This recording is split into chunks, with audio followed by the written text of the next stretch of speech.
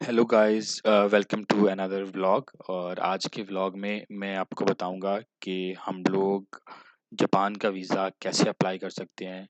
आपको किसी भी एजेंट किसी भी पर्सन के पास जाने की कोई ज़रूरत नहीं है, कोई पैसे देने की ज़रूरत नहीं है। आप घर बैठे जस्ट 1 घंटे के अंदर अपने सारे डॉक्यूमेंट्स कंप्लीट कर सकते हैं। और डॉक्यूमेंट कंप्लीट करना भी कोई मुश्किल बात नहीं है, कोई पैसे का खर्च नहीं है। तो बजाय कि आप किसी एजेंट के पास जाएँ और उससे कहें कि जापान का वीज़ा मेरे लिए अप्लाई करें और उसको लाखों दें, तो इस वीडियो में मैं आपको गाइड करूँगा कि आप कैसे अपने कौन-कौन से डॉक्यूमेंट्स जापान वीज़ा के लिए चाहिए। और इसमें हम दोनों वीज़ा कवर करेंगे। अगर आपके पास कोई इसमें हम लोग दोनों चीज़ें कवर करेंगे। अगर आप किसी पर्पज़ के अकॉर्डिंग विज़िट करना चाह रहे हैं, लाइक कोई कॉन्फ्रेंस है, कोई बिज़नेस मीटिंग है, किसी रिलेटिव को मिलना है, तो भी मैं आपको गाइड करूँगा। और या फिर अगर आपने जस्ट विज़िट वीज़ा लाइक घूमने के लिए आपका ट्रैवल का कुछ प्लान है 1 वीक का, 2 वीक का, तो मैं आपको वो भी गाइड करूँगा। बहुत सिंपल है। तो वीडियो को हम स्टार्ट करते हैं। सबसे पहले ये एक वेबसाइट है जापान विज़िट वीज़ा की। इसमें आपको डिटेल से बताया हुआ है, आप लिंक यहाँ से यूज़ कर सकते हैं। और इसमें डिटेल से बताया हुआ है कि आपको कौन-कौन से डॉक्यूमेंट्स चाहिए। मैं आपको फिर भी इसको एक्सप्लेन कर दूँगा। अच्छा, मैं वीज़ा जो है वो अप्लाई कर रहा हूँ ताइवान से, तो ऑलमोस्ट हर जगह से डॉक्यूमेंट्स यही सेम ही होंगे। अच्छा, सबसे पहले ये लिस्ट ऑफ डॉक्यूमेंट्स हैं कि कौन-कौन से डॉक्यूमेंट्स रिक्वायर्ड हैं। अच्छा, इसमें अब 2 चीज़ें हैं। सबसे पहले है साइट सीइंग। अगर तो आप जस्ट घूमने के लिए जा रहे हैं, विज़िट करने के लिए जा रहे हैं, तो आपको कौन-कौन से डॉक्यूमेंट चाहिए होंगे। नंबर 2, अटेंडिंग अ कॉन्फ्रेंस या फिर कोई बिज़नेस मीटिंग के लिए जा रहे हैं या किसी भी स्टडी रिलेटेड कोई भी प्रोग्राम को लेके जा रहे हैं। तो एंड नंबर 3 इज़ आप अपने किसी रिलेटिव्स को विज़िट करने जा रहे हैं। तो सबसे पहले स्टार्ट करते हैं हम साइट सीइंग के लिए। इसके लिए सबसे पहले चाहिए हमें एक वीज़ा एप्लीकेशन फॉर्म। और वीज़ा एप्लीकेशन फॉर्म मैं आपको बताऊँगा, वो भी इधर ही अवेलेबल है इनके इन डॉक्यूमेंट्स के अंदर। फॉर एग्ज़ाम्पल सबसे पहले हम डॉक्यूमेंट नंबर 1 की बात करते हैं। तो ये डाउनलोड्स में जाके मैं राइट क्लिक करूँगा तो मुझे यहाँ पे वीज़ा एप्लीकेशन फॉर्म मिल जाएगा। अच्छा, ये डाउनलोड्स का ऑप्शन है, हम इसको इंग्लिश में भी ट्रांसलेट कर लेते हैं। यहाँ पे देखिए इन्होंने एज़ ए एग्ज़ाम्पल डॉक्यूमेंट्स भी दिया हुआ है आपको कि आपने इस डॉक्यूमेंट को फ़िल कैसे करना है, लेकिन ये चाइनीज़ में है। मैं आपको अच्छा, यहाँ पे ये इन्होंने डॉक्यूमेंट ऑलरेडी फ़िल करके अपलोड कर दिया हुआ है कि हम इस डॉक्यूमेंट को फ़िल कैसे करेंगे। ये हम लोग इंग्लिश में इसको ओपन कर लेते हैं। यस, तो मैं आपको ब्लैंक फॉर्म का भी जो लिंक है वो इस वीडियो के डिस्क्रिप्शन में ऐड कर दूंगा कि आप ब्लैंक फॉर्म कहाँ से ले सकते हैं। आप उसे जस्ट क्लिक करके डायरेक्टली डाउनलोड कर लें। अच्छा, इस ब्लैंक फॉर्म को फिल कैसे करना है ये इसमें सारी डिटेल्स दी हुई है। तो बाद में मैं बल्कि अभी मैं इसको आपको फिल करके भी दिखा देता हूँ कि कैसे। फॉर एग्जांपल, ये मेरे पास एक मेरा अपना, जब मैंने अप्लाई किया था वीज़ा के लिए, तो मेरा ऑलरेडी फॉर्म पड़ा हुआ है। सबसे पहले आपने अपना नेम लिखना है जैसे कि आपके पासपोर्ट में लिखा हुआ है। फॉर एग्जांपल, मेरा पूरा नेम मोहम्मद फैज़ान है, लेकिन पासपोर्ट में मेरा जो सर नेम है वो फैज़ान है और मेरा जो गिवन नेम है या मिडल नेम है वो मोहम्मद है। तो यहाँ पे आपने मिस्टेक नहीं करनी। आपका नाम जैसे पासपोर्ट पे लिखा हुआ है आपने सेम वैसे ही आपने अपना नाम यहाँ पे लिख देना है। अच्छा, उसके बाद other names including any other names you are have been known by, तो यहाँ पे कोई नहीं है तो इसको आप ब्लैंक रख देंगे। अच्छा, ये वीज़ा एप्लीकेशन फॉर्म जो है ये पीडीएफ में है और ये इधर ही एडिट हो जाता है। तो इसमें दोनों चीज़ें हैं। अगर आप ब्लैंक फॉर्म को प्रिंट करके आप उसके ऊपर हाथ से लिखें तो भी ठीक है, लेकिन मैं रिकमेंड यही करूँगा कि आप इसको इधर ही एडिट कर लें। अच्छा, डेट ऑफ बर्थ है, फॉर एग्जांपल कोई भी डेट ऑफ बर्थ है 24/03 1997, तो आप अपनी डेट ऑफ बर्थ लिखेंगे। आपकी प्लेस ऑफ बर्थ किस सिटी से है, किस स्टेट से है और किस कंट्री से है। लाइक मेरी उकाड़ा सिटी से है और मैं पंजाब पाकिस्तान से बिलोंग करता हूँ और मेरा कंट्री पाकिस्तान है, तो मैं जस्ट ये यहाँ पे सिंगल लिख दूंगा। उसके बाद आप मेल हैं या फीमेल हैं तो आपने उस पर क्लिक कर देना है लाइक दिस। और आपका स्टेटस, अगर आप सिंगल हैं तो आप सिंगल मेंशन कर दें, अगर आप मैरिड है तो मैरिड कर दें। मतलब जो भी आपका स्टेटस है आप यहाँ पे वो मेंशन कर देंगे। फिर नेशनैलिटी और सिटीज़नशिप, तो इसमें मेरी नेशनैलिटी पाकिस्तानी है तो मैं यहाँ पे पाकिस्तानी लिखूँगा। अगर किसी के पास डुअल नेशनैलिटी है तो वो यहाँ पे अपनी सेकंड नेशनैलिटी भी मेंशन कर सकता है। तो इसके बाद जो नेक्स्ट चीज़ है वो है ID number issued to you by your government, कि अगर आप पाकिस्तानी रेजिडेंट हैं और आपका जो पाकिस्तान में आईडी नंबर है, यानी कि नॉर्मली हम लोग अपना शिनाख्ती कार्ड सीएनआईसी नंबर, हमारे पास आईडी नंबर होता है तो हम वो लिख देंगे लाइक 35 302 27 ब्ला ब्ला ब्ला ब्ला। जो भी आपका आईडी कार्ड नंबर है पाकिस्तान में आप अपना वो आईडी कार्ड नंबर यहाँ पे लिख देंगे। अच्छा, यहाँ पे आपका पासपोर्ट टाइप कौन-सा है? तो नॉर्मली डिप्लोमेटिक, ऑफ़िशियल, नॉर्मली जो हम लोगों का पासपोर्ट होता है वो ऑर्डिनरी होता है तो मैंने यहाँ पे ऑर्डिनरी पासपोर्ट ही सिलेक्ट कर दिया है। अगर आपका पासपोर्ट टाइप कोई डिफरेंट है तो आप उसको देख सकते हैं। मेरा यहाँ पे ऑर्डिनरी था तो मैंने यहाँ पे इसको ऑर्डिनरी सिलेक्ट कर दिया। उसके बाद पासपोर्ट नंबर है, आपका जो पासपोर्ट नंबर है आपने वो यहाँ पे मेंशन कर देना है। प्लेस ऑफ इश्यू ओकाड़ा, ये आपके पासपोर्ट के ऊपर ही मेंशन किया हुआ होगा कि आपका पासपोर्ट किस सिटी से इशू हुआ है, तो आपने इसको ओकाड़ा लिख देना है। अच्छा, उसके बाद डेट ऑफ इशू आपके पासपोर्ट की क्या है और डेट ऑफ एक्सपायरी आपके पासपोर्ट की क्या है। अच्छा, इसमें एक चीज़ इम्पोर्टेंट है कि आपके पासपोर्ट एक्सपायरी में अगर आप जापान का वीज़ा अप्लाई करना चाह रहे हैं तो आपके पासपोर्ट की एक्सपायरी डेट एटलीस्ट 6 महीने पड़ी हो, 6 मंथ्स एटलीस्ट आपकी एक्सपायरी डेट हो, देन ही आपको वीज़ा मिलेगा। नॉर्मली क्या होता है कि कुछ लोग 1-2 महीने उनकी एक्सपायरी डेट पड़ी होती है और वो चाह रहे होते हैं कि हमें वीज़ा मिल जाए, तो इस तरह का जो केस है वो थोड़ा सा डिफ़िकल्ट हो जाता है। तो आपने कोशिश यही करनी है कि आपके पासपोर्ट में एटलीस्ट 6 मंथ्स आपकी एक्सपायरी पड़ी हो। अच्छा, उसके बाद इन्होंने पूछा हुआ है कि आपका पर्पस ऑफ विजिट क्या है, कि आप जापान क्यों जा रहे हैं। तो इसमें आप कोई भी रीज़न है आपकी, अब मैं जिस तरह कॉन्फ्रेंस के लिए गया था तो मैंने यहाँ पे कॉन्फ्रेंस का नाम लिख दिया है कि मैं एक मीटिंग अटेंड करने जा रहा हूँ। लेकिन मेरी जो वाइफ़ हैं वो विजिट वीज़ा के लिए गई थी, तो उन्होंने जस्ट यहाँ पे विजिट वीज़ा लिख दिया था, या फिर साइट सीइंग जापान या फिर साइट सीइंग टोक्यो, या जस्ट सिंपल आप विजिट जापान लिख दें। अच्छा, उसके बाद आ जाता है कि आपका कितने टाइम का, कितने दिनों का आपका स्टे है, intended length of stay in Japan. तो आप अगर 1 वीक के लिए जा रहे हैं, 10 दिन के लिए जा रहे हैं, 2 दिन के लिए जा रहे हैं, 3 दिन के लिए जा रहे हैं, तो आप ये वहाँ पे मेंशन कर दें। और date of arrival in Japan, कि आप जापान किस दिन, किस डेट को आपकी अराइवल है। तो मेरी टिकट जो थी वो 18 मार्च मॉर्निंग की थी और मैं आफ्टरनून में जापान पहुंच रहा था, तो मैंने यहाँ पे जस्ट डायरेक्टली 18 मार्च 2025 लिख दिया।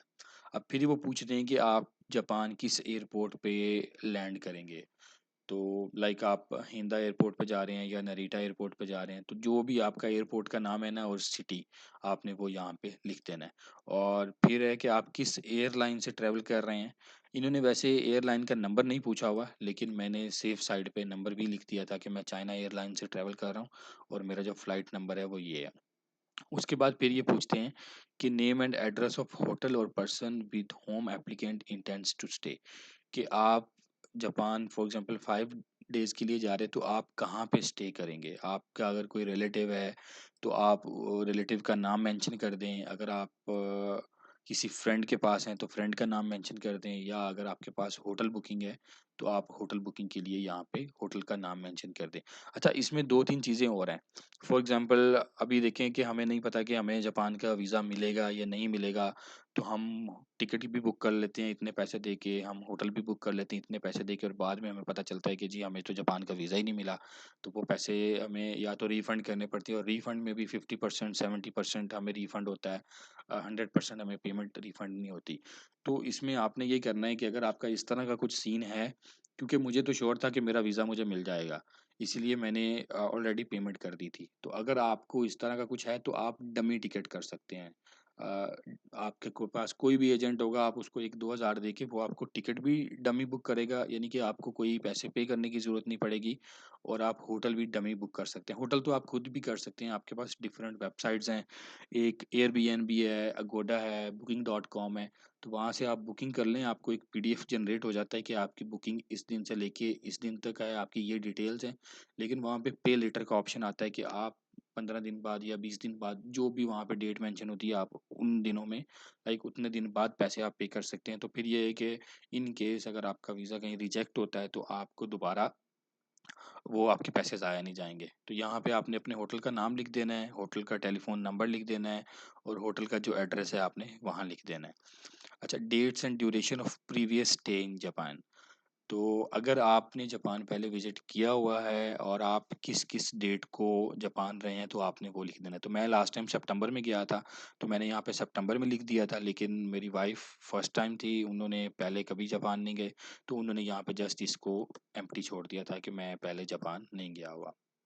अच्छा, यहाँ पे आपने अपना एड्रेस लिखना है कि आप कहाँ पे रह रहे हैं, आपका करंट जो रेज़िडेंशियल एड्रेस है वो क्या है, वहाँ का टेलीफ़ोन नंबर और आपने अपना सेल फ़ोन नंबर यहाँ पे लिख देना है। और करंट प्रोफ़ेशन आपका क्या है, मैं स्टूडेंट हूँ, पीएचडी स्टूडेंट हूँ, तो मैंने जस्ट ये लिख दिया है। अगर आप कोई जॉब वगैरह कर रहे हैं या कहीं भी हैं, तो आपने जस्ट अपना करंट प्रोफ़ेशन लिख देना है और फिर आपने वो उन्होंने पूछा हुआ है कि आप जिस जगह पे जॉब कर रहे हैं, उस जगह का नाम लिखें। अब मैं स्टूडेंट हूँ और मैं चंगंग यूनिवर्सिटी में हूँ, तो मैंने स्टूडेंट लिख के और चंगंग यूनिवर्सिटी का एड्रेस, टेलीफ़ोन नंबर और उसका नाम लिख दिया। अगर आप कहीं और जॉब कर रहे हैं, तो आप इसको यहाँ पे मेंशन कर सकते हैं। अच्छा, नेक्स्ट चले जाएँ यहाँ पे पार्टनर प्रोफ़ेशन या occupation of that parents if applicant is a minor. तो इसमें हमें कुछ भी लिखने की ज़रूरत नहीं है। और फिर गारंटर और रेफ़रेंस इन जापान। अच्छा, इसमें अगर तो हम विज़िट वीज़ा के लिए जा रहे हैं, तो हमें यहाँ पे कुछ भी नहीं लिखना, जस्ट आप यहाँ पे नो लिख दें। यहाँ पे भी जस्ट आप नो लिख दें। लेकिन अगर आप क्योंकि वीज़ा की तीसरी जो टाइप थी वो रिलेटिव विज़िट थी। तो रिलेटिव विज़िट में अगर फॉर एग्ज़ाम्पल आपने ऑब्वियसली आपने कोई होटल बुकिंग नहीं की होगी क्योंकि आपने अपने रिलेटिव का मेंशन किया हुआ है कि आप उसके पास रहेंगे, तो आपको यहाँ पे उनकी डिटेल्स देनी पड़ेगी कि उनका नाम क्या है, उनका फ़ोन नंबर, वो कहाँ पे रह रहे हैं, उनकी डेट ऑफ़ बर्थ क्या है, वो मेल हैं, फीमेल हैं और आपका उनके साथ क्या रिलेशन है और वो क्या करते हैं और उनकी नेशनैलिटी या इमिग्रेशन स्टेटस, क्या वो जापान के इमिग्रेंट हैं या फिर वो पाकिस्तानी नेशनल हैं और जापान में वो कोई जॉब वगैरह करते हैं, तो आप ये चीज़ें उनको लिख सक लिख सकते हैं।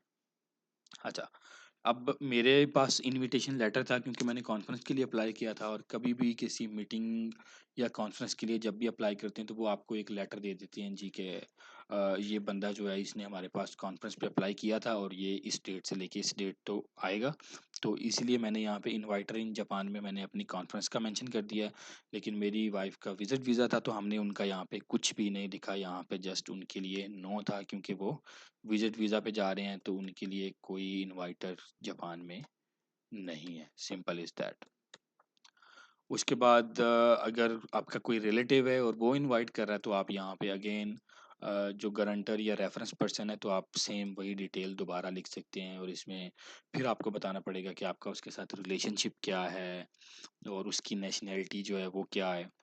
अच्छा, ये सारी चीज़ों के बाद have been convinced for a crime और ऑफेंस इन एनी कंट्री, क्या आपने कहीं पे भी किसी कंट्री में पहले कोई क्राइम श्राइम किया है या नहीं किया? तो हम पाकिस्तानी हैं तो इस लिहाज से हम काफ़ी मशहूर हैं, लेकिन नो, हमारा इस इस काम से कोई लेना-देना नहीं है। क्योंकि यहाँ पे अगर आप येस कर देंगे तो आप जो है ना वो बहुत मुश्किल हो जाएगा। तो यहाँ पे आप नो कर देंगे, फिर have been sentenced to imprison for 1 year और more than, no, no, no, ये सारे आप नो, नो कर देंगे। अगर आपने कहीं येस किया है, कहीं भी कि आपने कोई क्राइम किया है या आप कहीं जेल में रहे हैं या कहीं आप डिपोर्ट हुए हैं, तो यहाँ पे आपको रीज़न देनी पड़ेगी कि क्यों थे। अच्छा, डेट ऑफ एप्लीकेशन ज़रूरी है, फॉर एग्ज़ाम्पल ये फॉर्म मैं कभी भी फिल कर सकता हूँ, लेकिन डेट ऑफ एप्लीकेशन जिस दिन मैंने अपना वीज़ा सबमिट करने के लिए एम्बेसी जाना है, आपने यहाँ पे वो डेट लिखनी है और सॉरी वो डेट लिखनी है और इसको प्रिंट करके आपने यहाँ पे अपने, क्योंकि ये देखिए यहाँ पे डेट को तो टाइप करने का ऑप्शन मौजूद है, लेकिन यहाँ पे सिग्नेचर करने का ऑप्शन नहीं है, तो यहाँ पे आपने इस फॉर्म को प्रिंट करके आपने इसको सिग्नेचर कर देने। अच्छा, यहाँ पे आपको एक फ़ोटो भी लगनी है। इसमें ये चीज़ बहुत इम्पोर्टेंट है, आपकी फ़ोटो जो है वो मैक्सिमम 6 महीने पुरानी होनी चाहिए। 6 महीने से ज़्यादा आपकी फ़ोटो पुरानी नहीं होनी चाहिए, क्योंकि जब मैंने फर्स्ट टाइम अप्लाई किया था तो मैंने जो फ़ोटो मेरे पासपोर्ट पे लगी हुई थी और ताइवान वीज़ा पे लगी हुई थी, मैंने सेम वही फ़ोटो इनको सबमिट की थी। क्योंकि ताइवान वीज़ा मेरा तकरीबन 1.5 साल पहले का लगा हुआ था और पासपोर्ट तो मेरा कोई 4-5 साल पुराना था। तो उन्होंने मुझे दोबारा बुलाया था कि आपकी जो फ़ोटो है वो पुरानी फ़ोटो से मैच कर रही है जो कि ओल्ड है, तो आप कोई 6 मंथ्स पुरानी जो फ़ोटो है वो आप दें और वाइट बैकग्राउंड के साथ दें। तो इसमें सबसे जो मेजर डॉक्यूमेंट है वो यही है, जिसके लिए लोग एजेंट्स के पास जाते हैं और इतने-इतने पैसे देते हैं। तो कोई मसला नहीं है, जस्ट ये डॉक्यूमेंट सबसे इम्पोर्टेंट है। तो ये आपका डॉक्यूमेंट नंबर 1 जो है वो आपका पूरा हो गया। ये आप कोई भी वीज़ा अप्लाई कर रहे हैं, विज़िट वीज़ा कर रहे हैं, कॉन्फ्रेंस के लिए कर रहे हैं, कुछ भी कर रहे हैं, ये आपको डॉक्यूमेंट चाहिए ही चाहिए। सबसे मोस्ट इम्पोर्टेंट डॉक्यूमेंट ये है। उसके बाद सेकंड डॉक्यूमेंट आ जाता है कि आपकी एक फ़ोटो जो है लास्ट 6 मंथ, ये देखें यहाँ पे इन्होंने लिखा हुआ है taken in the last 6 months, face to the camera directly without wearing a hat and must use a plain white background. तो आपने ब्लू बैकग्राउंड में फ़ोटो नहीं देनी है, आपने वाइट बैकग्राउंड में फ़ोटो देनी है। और ये नॉर्मली पासपोर्ट साइज़ ही फ़ोटो होती है, तो आप पासपोर्ट साइज़ फ़ोटो को यूज़ कर सकते हैं। उसके बाद है आपने अपने पासपोर्ट ओरिजिनल तो सबमिट करना ही करना है, लेकिन आपने पासपोर्ट की जो फ़ोटो वाला पेज है, जिसके ऊपर आपका पासपोर्ट नंबर, आपकी फ़ोटो, हर चीज़, उस पेज की एक फ़ोटोकॉपी भी सबमिट करनी है। तो पहला डॉक्यूमेंट हो गया आपका visa application form, second document हो गया आपकी एक photo, third document original passport जो कि आपने सबमिट कर देना है, क्योंकि जब आप एम्बेसी में सारे डॉक्यूमेंट सबमिट करेंगे तो पासपोर्ट भी आपको उनको जमा करवाना होगा, क्योंकि उन्होंने पासपोर्ट के ऊपर स्टिकर वीज़ा लगाना है, क्योंकि जापान का ई वीज़ा नहीं है, स्टिकर वीज़ा है, इसीलिए पासपोर्ट आपको ओरिजिनल साथ में जमा करवाना पड़ेगा। उसके बाद आया copy of Taiwan entry stamp. अब मैं ताइवान से कर रहा हूँ, तो ऑब्वियसली मैं ताइवान आया हूँ तो मेरे पास ताइवान का वैलिड वीज़ा है। तो मुझे उस वीज़ा की जो स्टैम्प है वो देनी पड़ेगी। अगर आप पाकिस्तान से अप्लाई कर रहे हैं तो आपको ये वाला डॉक्यूमेंट देने की कोई ज़रूरत नहीं है। उसके बाद मैं ताइवान से कर रहा हूँ तो मेरे पास यहाँ पे रेज़िडेंट कार्ड है, AARC, मैं यहाँ का रेज़िडेंट हूँ, तो मुझे यहाँ पे अपने जो रेज़िडेंट कार्ड है उसकी एक फ्रंट और बैक की फ़ोटोकॉपी देनी पड़ेगी। उसके बाद है re entry permit to Taiwan. मैं अच्छा, इसमें ये है कि अगर आप ताइवान में विज़िट वीज़ा पे हैं, आपके पास ताइवान में कोई रेज़िडेंट कार्ड नहीं है, तो इट मीन्स कि आपके पास विज़िट वीज़ा है ताइवान का। तो उसमें आपको अपने विज़िट वीज़ा की कॉपी देनी पड़ेगी कि आप जब ताइवान आए थे तो जो आपकी स्टैम्प लगी थी उसकी कॉपी। लेकिन अगर if your ARC shows multiple re-entry, अब हमारी जो ARC है, हमारा जो रेज़िडेंट कार्ड है वो मल्टीपल एंट्री पर्पज़ है। तो हमें जस्ट ARC की कॉपी दे देंगे तो हमारा काम यहाँ पे चल जाएगा। फिर है certificate of enrolment. For example अगर आप किसी यूनिवर्सिटी के स्टूडेंट हैं और आप कोई कॉन्फ्रेंस या मीटिंग के लिए जा रहे हैं या विजिट वीज़ा के लिए भी जा रहे हैं, तो आपने अपना जो सर्टिफिकेट ऑफ इनरोलमेंट है वो देना है। लेकिन अगर आप कहीं पे जॉब कर रहे हैं किसी कंपनी में जॉब कर रहे हैं, तो आप वहाँ से कोई इस तरह का डॉक्यूमेंट जो है वो ले सकते हैं, जो कि कोई इशू नहीं है। उसके बाद है account balance certificate issued with in 1 month और इशूड बाय बैंक, और bank passbook updated in the last month, the original and one copy of the pages which show the holder name and the last last balance. अच्छा, इसमें यह है कि आपने account balance certificate show करना है। For example मैं आपको दिखा दूं। अच्छा, इसमें दो तरह के डॉक्यूमेंट हैं। एक तो ये है कि ये मेरा जो ताइवान का अकाउंट है, सॉरी, अच्छा, ताइवान का अकाउंट है, उसकी जस्ट जो पासबुक है ना, जो आपकी चेक बुक टाइप होती है, आप उसके पेज की फ़ोटो ले लें, जिसके ऊपर आपका नाम वगैरह मेंशन है, और आप अपनी जो क्लोजिंग अमाउंट है ना, आप वो शो कर दें कि आपकी जो क्लोजिंग अमाउंट है, वो कितनी हो रही है। जस्ट आप पिक्चर लेके, और जो आपकी ये जो फाइनल डेट है ना, फाइनल ट्रांज़ैक्शन डेट है, वो मैक्स म लाइक मिनिमम 1 महीना पुरानी होनी चाहिए। 1 महीने से ज़्यादा पुरानी डेट्स जो है ना, वो आपने कोशिश करनी कि ना हो, क्योंकि आपको विद इन 1 मंथ जो है ना वो ये करंट स्टेटस आपको यहाँ पे शो करना है। तो इसमें जब मैंने फर्स्ट टाइम किया था तो मैंने ऐसे ही इसको शो कर दिया था, जस्ट ये पिक्चर्स ली थी और मैंने इसका प्रिंट निकाल के साथ अटैच कर दिया था। लेकिन जब मैंने सेकंड टाइम वीज़ा अप्लाई किया तो मैंने डायरेक्टली बैंक से वो डॉक्यूमेंट एक निकलवा लिया था बैंक स्टेटमेंट का। नॉर्मली यहाँ पे बैंक जो है वो अमाउंट जो है वो 10 दिन पड़ी रहे उसके बाद आपको स्टेटमेंट निकाल के देते हैं, नहीं तो वो नहीं निकाल के देते। तो जैसे ही आपने स्टेटमेंट अपनी निकलवा लेनी नॉर्मली, लास्ट टाइम मेरी 30,000 एनटीडी थी, इस दफ़ा मेरी 45,000 एनटीडी मैंने थी, और मेरी वाइफ की 50,000 एनटीडी थी। तो कोशिश करें एटलीस्ट आपके पास जो स्टेटमेंट आप शो कर रहे हैं वो 1000 यूएसडी प्लस हो। फिर है schedule of staying. Be sure to mention that date of arrival and this. तो ये डॉक्यूमेंट भी आपको यहाँ से ही मिल जाएगा।